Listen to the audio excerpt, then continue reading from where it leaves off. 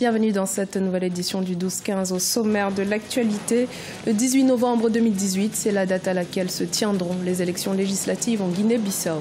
Des élections cruciales pour la légitimation du pouvoir dont le principal défi sera de rassembler la classe politique. Les dysfonctionnements au sein de la commission électorale kenyane provoquent le départ de 3 commissaires électoraux. Les 3 responsables estiment que leur autorité a été bafouée. Et puis l'Afrique du Sud va accueillir un sommet sur les investissements destiné à récolter 1200 milliards de rand, une opération qui contribuera à lutter contre la corruption et favoriser l'investissement afin de relancer l'économie nationale.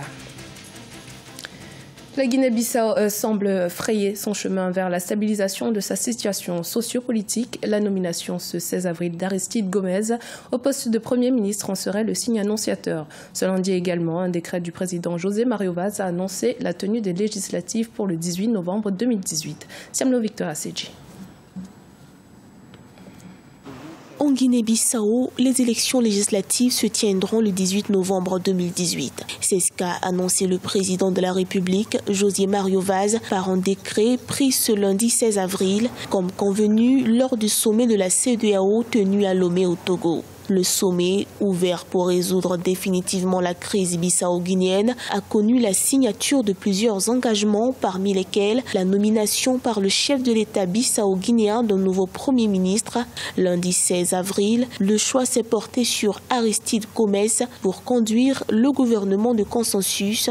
7e Premier ministre en l'espace de 4 ans, celui-ci devra organiser le scrutin et rester en place jusqu'à la tenue des législatives.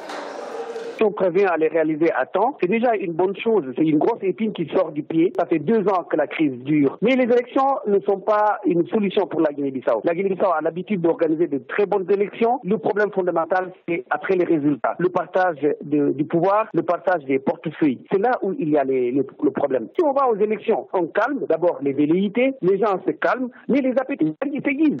Les dernières élections législatives en Guinée-Bissau ont eu lieu le 13 avril 2014 après moult reports, soit 1 an après le coup d'État du 12 avril 2012 qui a secoué le pays.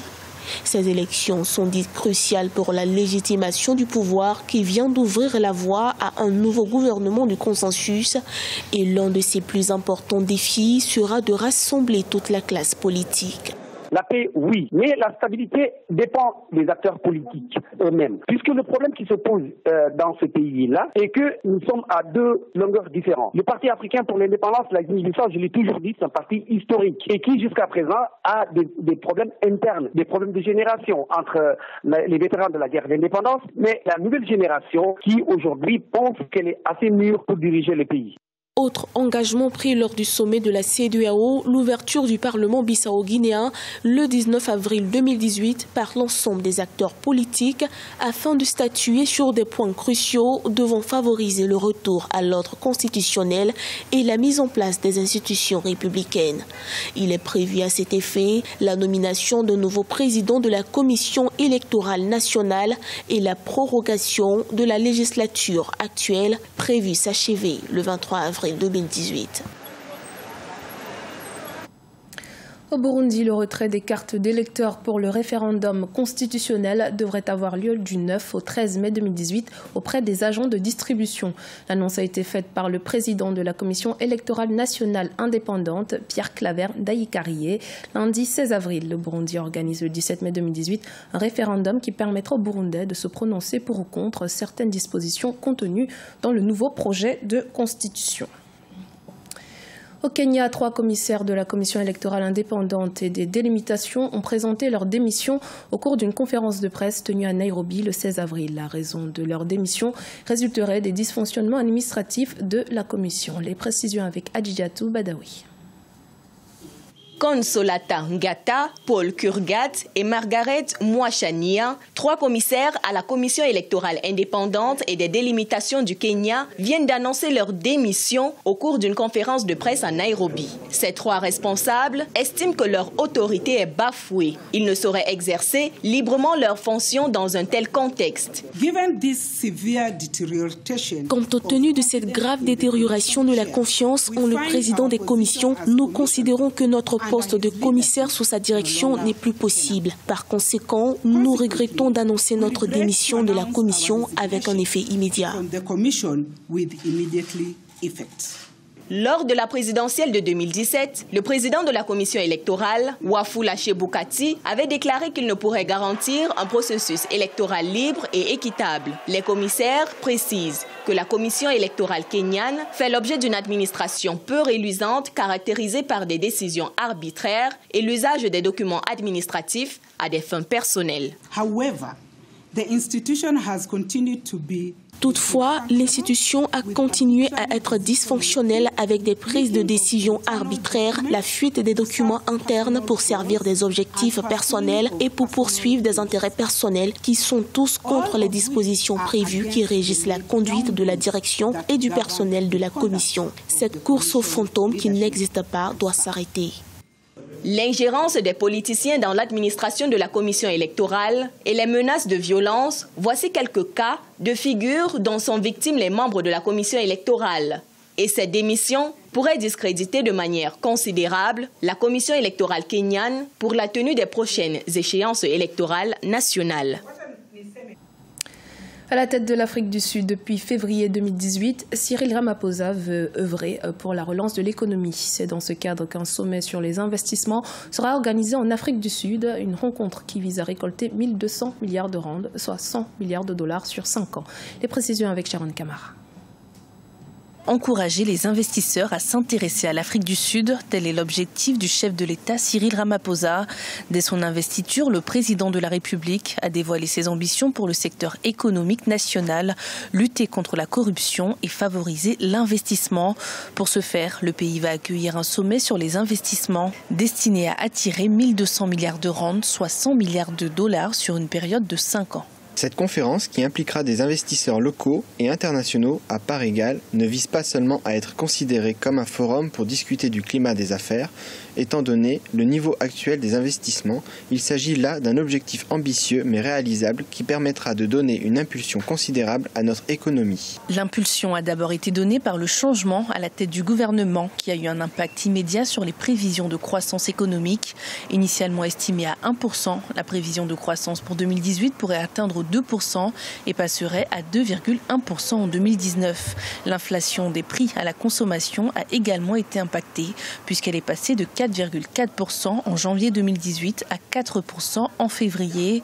Le rand, la monnaie locale, s'est stabilisée autour de 12 unités par rapport au dollar américain. L'Afrique du Sud a un très fort potentiel, ça c'est clair. Il y a les infrastructures sont là, il y a une certaine vie économique. Il est clair que si vous luttez contre la corruption et que vous mettez en place tout un ensemble de choses, c'est clair que ça peut fonctionner. Mais aujourd'hui, qui va porter ce programme ? C'est Cyril Ramaphosa, mais Cyril Ramaphosa, il n'est pas encore élu, il termine un mandat. Avec une population de plus de 56 millions d'habitants en 2017, le taux de chômage en Afrique du Sud était estimé à 27,7% au premier trimestre de la même année, en hausse d'1% par rapport à 2016. Et il s'agit là du plus haut taux depuis 2004. Les défis économiques dans le pays sont nombreux et pour y faire face, le président veut donc miser sur l'investissement. Il a d'ailleurs annoncé qu'il enverrait 4 émissaires en Asie, au Moyen-Orient, en Europe et en Amérique, dans le but de rencontrer de potentiels investisseurs. Le 24 janvier 2018, la première édition de la Journée mondiale de la culture africaine et afrodescendante a eu lieu dans plusieurs pays. Cette journée a pour objectif de contribuer à faire rayonner la culture africaine à travers le continent et à l'international, promotion de sa richesse, de sa créativité et de son apport aux autres cultures. Pour en parler, nous recevons aujourd'hui le président du comité de mobilisation et d'organisation de la JMCA et fondateur du RAPEC, John Haïté Dossavi. Bonjour Monsieur Dossavi et merci d'avoir accepté notre invitation. Qu'est-ce qui vous a poussé à créer cette journée ? Alors, je vais vous dire que depuis 1986, autant pour moi, que cette idée me trottine dans la tête, justement, de tout faire pour que notre continent puisse se doter d'une journée symbolique pour célébrer ses valeurs, ses us et coutumes, et créer justement une passerelle entre les peuples africains, que soit ceux qui sont sur le continent, dans les Caraïbes, dans les Antilles, en Guadeloupe. Mais jamais je ne pouvais imaginer que ça allait tomber sur moi 20 ans plus tard. Donc, je crois 30 ans plus tard, plutôt, je voulais dire, parce que c'était une démarche qui n'est pas une démarche de quelqu'un qui se lève pour dire « je vais doter un peuple ». Entre-temps, chemin faisant, je suis devenu un homme de médias sur la place de Paris, journaliste culturel, j'ai œuvré pour plusieurs... Justement, j'allais dire, est-ce que c'est en votre qualité de président du RAPEC, le réseau africain des promoteurs et des entrepreneurs culturels, est-ce que c'est ça justement qui vous a influencé à... Non, mais ce n'est pas, je ne veux pas parler d'influence, mais plutôt ce qui m'a encouragé, qui a fait de sorte que je me suis dit qu'il faut que je rassemble un certain nombre de personnes qui croient à cette dynamique autour de moi pour pouvoir aller justement à une journée de célébration de la culture africaine et afrodescendante. Donc à ce titre, j'ai commencé à mettre sur pied cette synergie qui est le RAPEC, Réseau africain des promoteurs et entrepreneurs culturels, pour justement aller au congrès panafricain, ce qui ne s'est jamais produit. Avec l'UNESCO, nous avons travaillé, on a fait plusieurs forums d'investigation. Ici à l'UNESCO, j'ai eu la chance... Et en quoi consistent vos activités lors de cette journée? Alors, cette journée, la journée mondiale de la culture africaine a été justement retenue comme une recommandation du premier congrès panafricain que nous avons organisé avec l'UNESCO.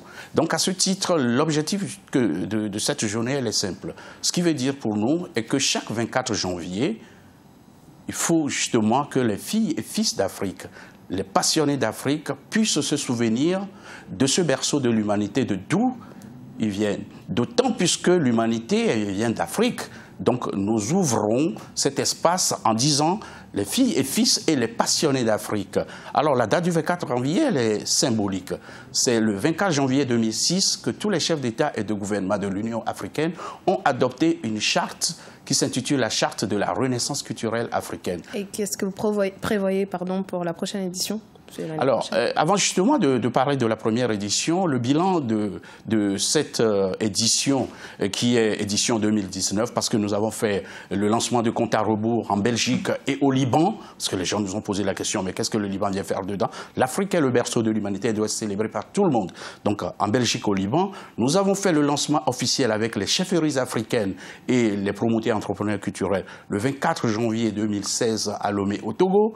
Donc, tout ça, ça nous a amené à préparer cette première édition dans plusieurs pays, à savoir le Togo, le Bénin, le Mali, le Cameroun, surtout le Cameroun. Nous avons eu aussi certain nombre de plateformes ici à Paris qui ont célébré la Journée mondiale de la culture africaine, en Norvège, en Martinique, en Tunisie, pour cette première édition. Et nous voulons ici profiter justement de votre tribune pour saluer le Mali et surtout demander, comment dirais-je, à ce que le Mali, dans son intégrité, puisse institutionnaliser la journée mondiale au Mali. Et j'en suis sûr. Pourquoi le Mali? Parce que le Mali est le premier pays qui a ratifié la charte de la renaissance culturelle africaine.